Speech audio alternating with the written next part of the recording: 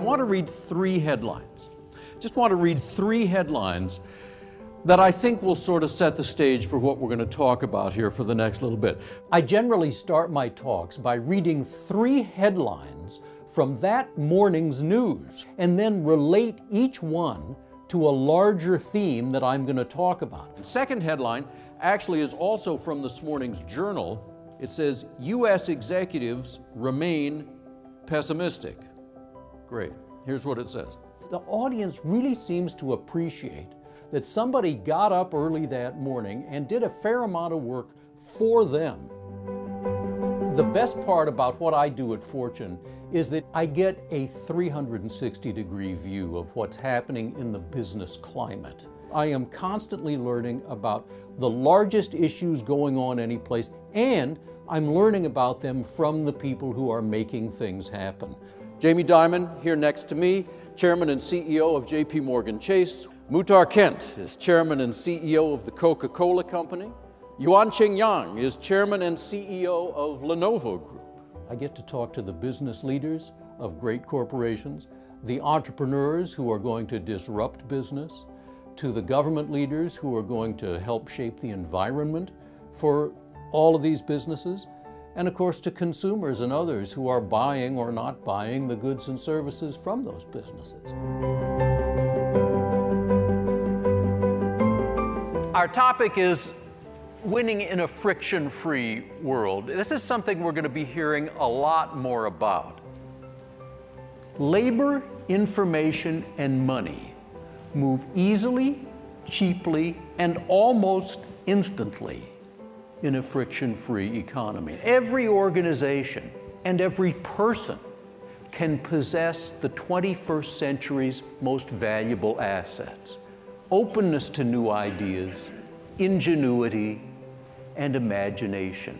The best companies, the most successful companies, will see it as a huge opportunity because they can be that competitor who comes out of nowhere.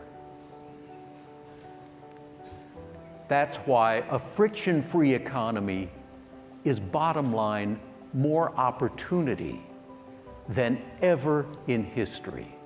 Every business, I don't care what business you're in, is in danger of being disrupted by a competitor they never even thought of. The disruption that can happen to a company in no time is like nothing we have ever seen before. Earlier this year, the largest taxi co-op in San Francisco filed for bankruptcy, and we know why, right? We all know why. Because somebody innovated that business model and it wasn't them.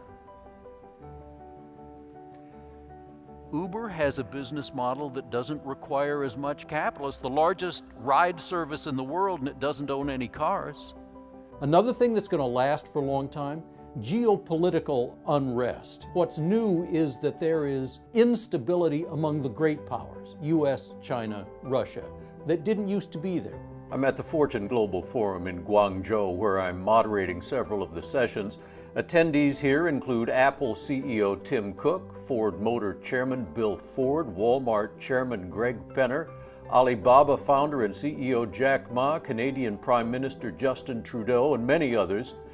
One big message is coming through here. The clear message from the government officials is China is open for business, welcoming businesses from all over the world, especially entrepreneurs, and promising them a level playing field. Every business leader I've spoken to here agrees this is a clear effort to fill the void being left by the United States, which is perceived as closing itself off from the world. Every business person has to confront and embrace the fact that government's playing a larger role in our business lives, and it's not going to go back to the way it was. Our topic is business versus government. Recognizing the fact that every business, and particularly this industry, the tech industry broadly defined, is very heavily influenced by government policy, and there's been an awful lot of talk about which of those policies are good and which are bad, and that's what we're going to talk about now.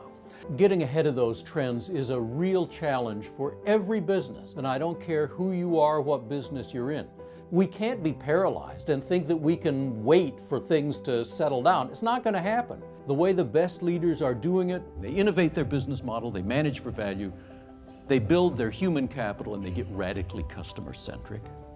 From where I sit, I get to see a lot of early indicators that really tell us where the economy is going. Is it going to be more consumer-focused, more savings-focused, more export-focused? I can take these bits and pieces that I get from leaders all around the world and put together a coherent view of where the economy is going. Our ability to predict what's going to happen, for some reason, is much worse than it used to be. So let's see what's happening now in the environment, the political environment that affects our business, on issues that affect corporate interests most strongly. So today, we did get, as promised, at least the outline of the big tax proposal from the administration. Steve Mnuchin and Gary Cohn had a briefing with the press at 1:30 this afternoon and presented the outlines. Now, it's just the outlines. This is really just bullet points, and we don't know the details yet.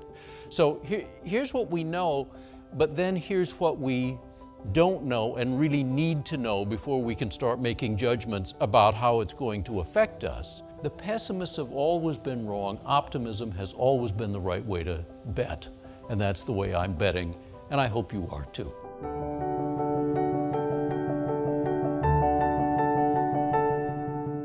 For 500 years, the scarce resource in business was financial capital. It no longer is, even for capital-intensive companies. For all of us, the scarce resource is human capital. My new book is called Humans Are Underrated, and it arose out of an article I wrote for the Fortune 500 issue of Fortune, which began with the question, in the economy of 5 or 10 years from now, what will people do better than computers? We are entering an era where the skills that our economy values highly are changing in a historic way that we'll get to here in a second. Over and over, we're seeing technology taking over jobs that people used to do. Now, people will still be valuable, but we had better figure out what skills the economy will value as we go forward from here, because those are the ones that we have to get world-class great at. What will people do better than computers? The traditional approach to answering this question is to ask, well, what is it that computers just inherently cannot do? Don't ask what computers can't do, because over and over, the answers are wrong. Instead, ask what humans are most driven to do. What are they? Well, that's becoming clear too. What we must do, even if a computer can do it too, empathize is the foundation of all else. Working in groups, telling stories, solving problems creatively, building relationships. These skills, the skills of human interaction, are going to be the most valuable. Talent Is Overrated is a book about great performance, and not just really good performance, but great performance, world-class great performance, and where it really comes from. This is not a bunch of my opinions about where great performance comes from. There's 30 years of good research on it, which most people really are not well aware of.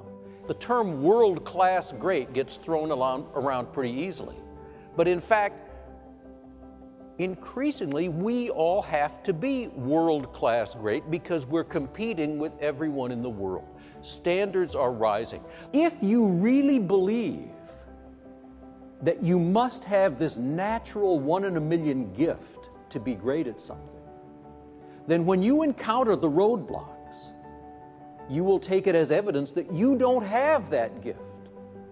But if you really believe that those roadblocks can be overcome, that by doing the deliberate practice you can get past them, then you have at least a chance of becoming world-class great. This basic idea of how we get to be great performers is inherently fascinating, and we're in an environment that is more competitive. No matter what business you're in, no matter what your role in the business is, we have to be better performers. We're in global competition. And so this message is especially relevant, and frankly, it's only getting more relevant with every day. The message that comes out of this is finally incredibly liberating. Great performance is not reserved for a preordained few. It is available to you and to everyone. After I speak about Talent Is Overrated, I am still stunned by some of the responses I get from audience members who come up to talk afterwards, and lots of them do.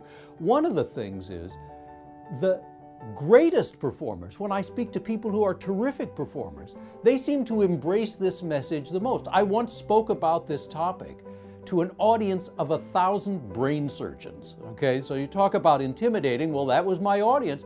Now, afterwards, we did a book signing and I talked to people. They were lined up out the door, literally. They wanted to talk about this. Even though they were already fantastic performers, they understood better than most how true it is, and they really wanted to get that message.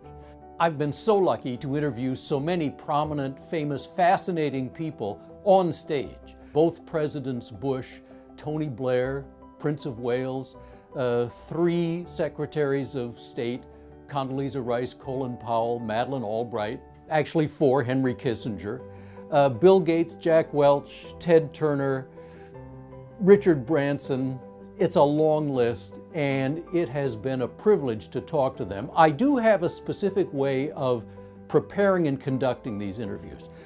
I do a huge amount of research ahead of time, as you might imagine, but I don't make a specific plan for the interview because I've got to follow that conversation where it goes. The most important skill is listening to what that person is really saying and responding to it, not just reading my list of questions, and also sensing how the audience is responding to this. My whole objective is to make this interesting and valuable for the audience. I want to bring out from that person across from me stuff that will be memorable, that those folks will talk about for days or weeks or months after we're done. Good morning, I'm Geoff Colvin of Fortune. Our topic is jobs for the 21st century, and that video did a pretty good job of setting it up. The world of work is in transition and it's radical. Many people blame technology for loss of jobs, for stagnating incomes. Many other people blame globalization for it. For the first time ever, there is serious debate among informed people about whether technology will create more jobs than it eliminates. The one thing we know for sure is that jobs are going to change dramatically in the coming years. They're already changing, and what that means for companies as well as employees and societies, that's our topic. We have 2 terrific panelists to talk with us about it. You know, I love speaking. I just love doing it, and I think what I love the most about it is learning all the stuff I learned from doing this. And it starts well before the event. You know, we do a lot of preparation for these events, and I am on a lot of conference calls. The hard work always pays off. We get a better result at the event if we have put in the work ahead of time to prepare for it.